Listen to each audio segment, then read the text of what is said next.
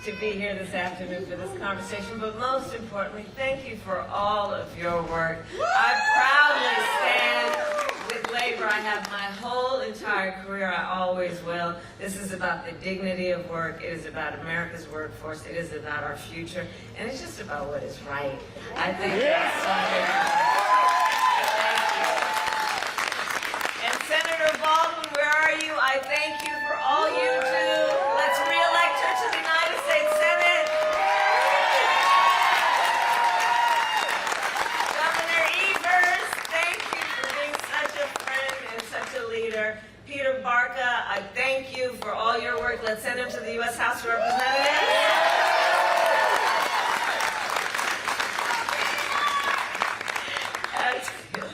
And to all the labor leaders here today, including Secretary Treasurer Noble and President Reyes, I thank you all, and all the brothers and sisters of IBEW. Thank you for all the work you do. I will tell you, I think it's now an open secret, I have as a dream that I will visit every IBEW local in the country.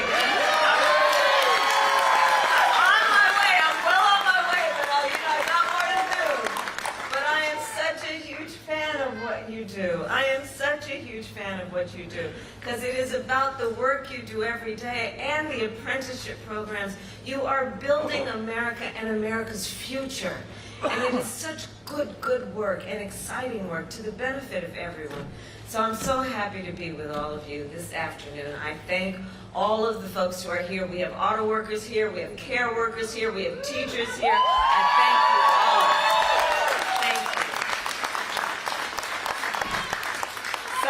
Let's get to work. I love you back. So Janesville, we have just 4 days left. 4 days left in one of the most consequential elections of our lifetime. And we have a lot of work still to do. But I know who's here. We like hard work. Yeah.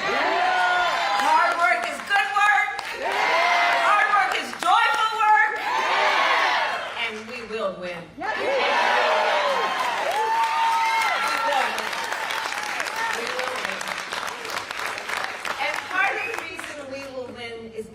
We know that when you know what you stand for, you know what to fight for.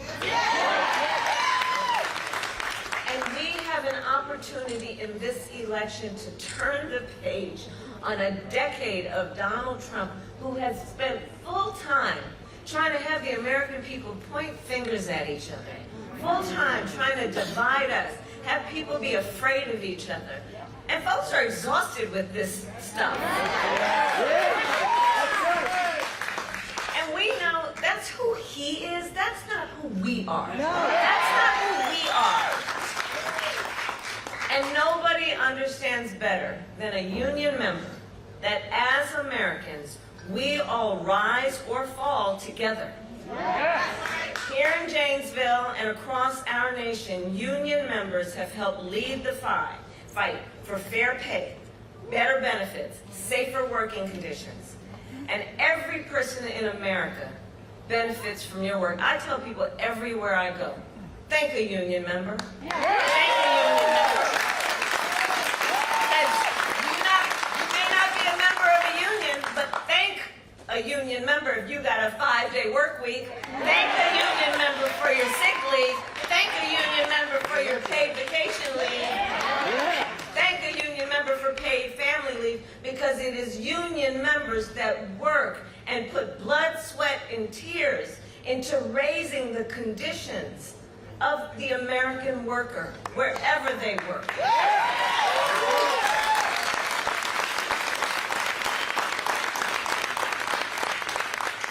And collective bargaining benefits our entire nation. You know, I try to explain to some folks, you know what? Here's the thing about collective bargaining. I'm going to break it down for you. I don't need to break it down for everybody here. But to people who are not here. And I say, look, wouldn't we all want a system that says that in any negotiation, the outcome would be fair? Right? All reasonable people should want that in any negotiation, the outcome would be fair. All right. So if you're talking about the worker, one worker against the company, against the corporation, is that outcome going to be fair? No. The disparity in power is so extreme that that negotiation, if you're just requiring that worker to negotiate for better working conditions, better benefits, fair pay, it's not going to be fair. Collective bargaining says, let the collective, the workers who all stand in the same place, join together as a collective and then negotiate to better ensure just one simple thing, that the outcome is fair. That's what is behind, that's what is behind this. It's about basic fairness. But sometimes you gotta fight for fairness. And what we know is that when union wages go up, everybody's wages go up. When union workplaces are safer, everyone's workplace is safer. And when unions are strong, America is strong. Bottom line. And everything that we have fought for is on the line in this election. In less than 90 days, it's either going to be Donald Trump or me sitting in the Oval Office.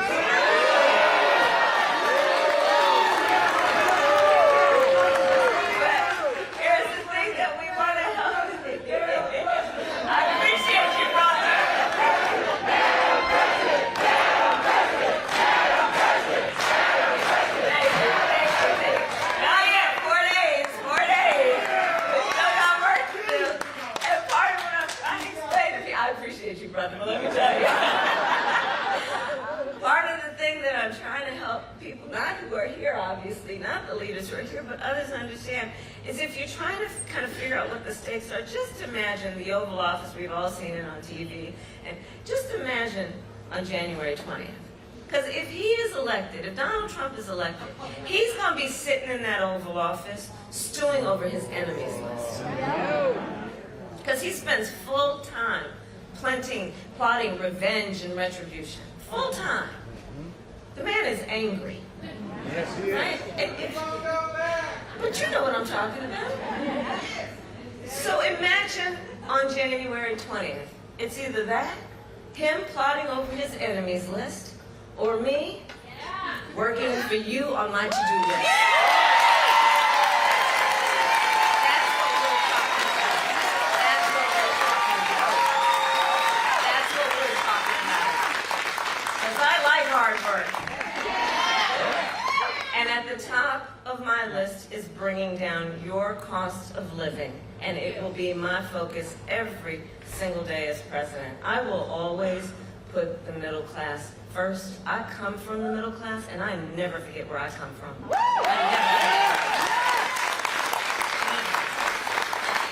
And we know to strengthen the middle class, we must make sure that America, not China, wins the competition for the 21st century.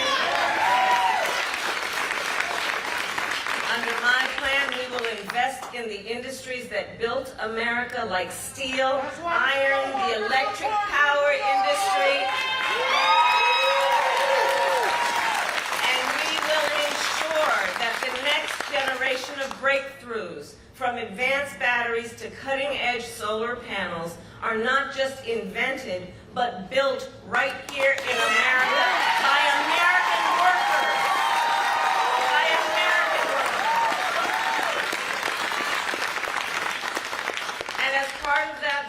We will invest in manufacturing communities across Wisconsin and across America. And we will retool existing factories. They've been built out, but we need to upgrade them. They are where the people are. And where those people are, they don't want to have to leave. They want to stay home. They want their kids and their grandkids to be where they are. So we will retool those factories. We will hire locally and work with unions to create good-paying jobs, including, by the way, jobs that do not require a college degree.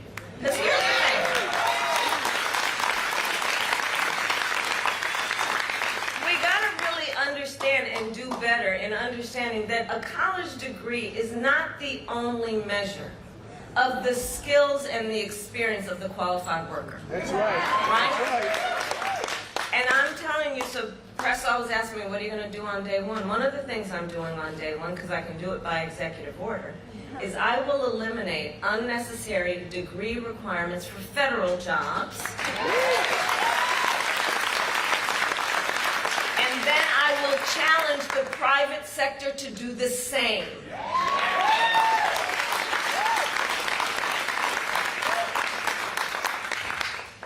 As we go forward, when we win, we will also continue to fight to expand the freedom to organize by passing the PRO Act and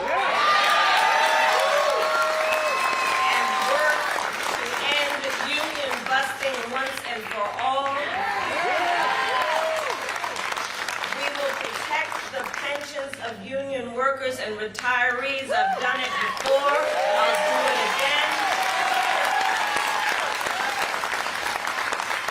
Because when it comes to your pension, Social Security, Medicare, those are retirement benefits that the people have earned and are due without anyone trying to take them away.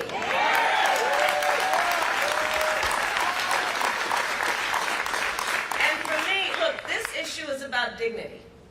It's about the dignity that any individual who has worked hard all their lives, that they absolutely deserve, which is to retire with dignity. And it is about the dignity of work. It is about the dignity of hard work. And what should then be the benefit of those years of hard work? But look, Donald Trump has a very different view of it all. Independent economists have said his plans would bankrupt Social Security in the next 6 years. And we know a lot of folks are out there, their Social Security check is the only thing that they've got. He called for raising the retirement age to 70. He intends to cut Social Security and Medicare. And remember, he said he was the only one, you know how he talks, he said he was the only one who could bring back America's manufacturing jobs. And then, America lost nearly 200,000 manufacturing jobs when he was president, including thousands of jobs right here in Wisconsin. And facts be clear, those losses started before the pandemic. Okay? That's right. Making Donald Trump one of the biggest losers of manufacturing jobs in America's history.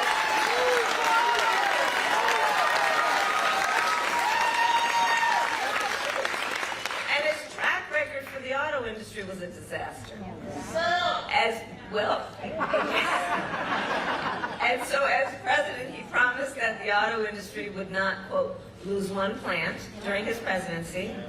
Then American auto manufacturers announced the closure of 6 auto plants when he was president. And Janesville, you know what those closures mean for communities. Thousands of union jobs lost. Factory sites sitting empty for years. Other businesses in town then forced to close. So Wisconsin, you know all about Donald Trump's big, empty promises. He promised to stop offshoring. Then he cut taxes. He cut taxes for corporations that shipped 200,000 American jobs overseas during his presidency. And he promised to bring jobs back to the United States, like his promise that Foxconn was going to invest $10 billion and create 13,000 manufacturing jobs in Mount Pleasant. You remember that? He said Wisconsin would soon be home to a manufacturing plant that he called, again, Donald Trump language, the 8th wonder of the world. Yet another empty promise. Typical for a person that is all talk, no walk. And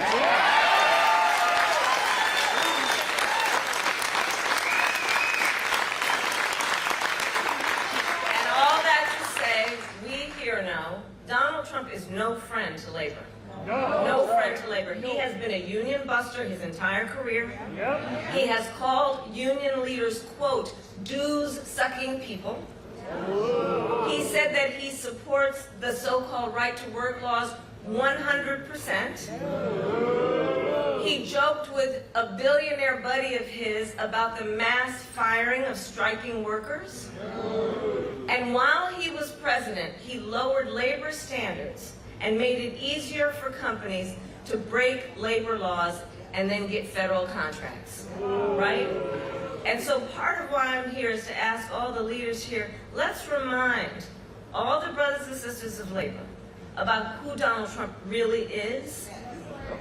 Because he's got a lot of talk, but if you pay attention to what he's actually done, if you pay attention to who he has actually stood with when people needed a defender and a friend, you'll see who he really is. And we got to get the word out about this, because there's a whole lot of misinformation about what he is and who he stands with. And we know he does not stand with organized labor. So here's the bottom line. Donald Trump's track record is a disaster for working people, and he is an existential threat to America's labor movement. Yeah.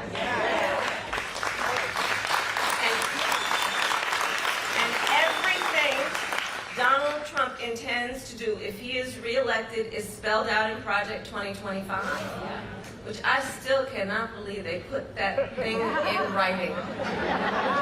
Like they bound it, handed it out, and people read it, and now they can't handle that, right? He intends to launch a full-on attack on unions and the freedom to organize. He will ban public sector unions. I know we've got AFSCME here, right? He will roll back workplace safety protections. He will make it easier for companies to deny overtime pay for workers. Talk about trying to take us back. And he will appoint a union buster to run the Department of Labor. Not to mention what would happen with NLRB, right? So I say all this to say to the friends that America, as we all know, is ready to chart a new way forward. We are ready for a new generation of leadership for America.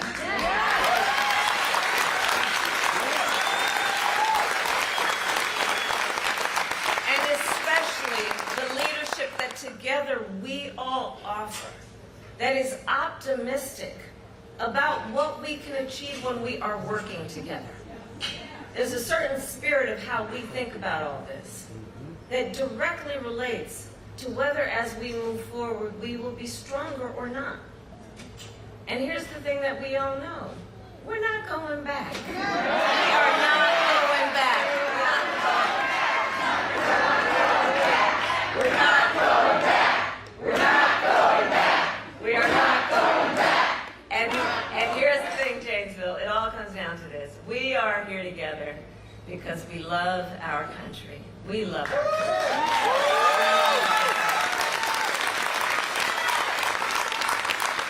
And what you all know better than most is when you love something, you fight for it. That's right. You fight for it. And I do believe one of the highest forms of patriotism, of our expression of our love for our country, is to then fight for the ideals of our country. And that's what's at play in this election.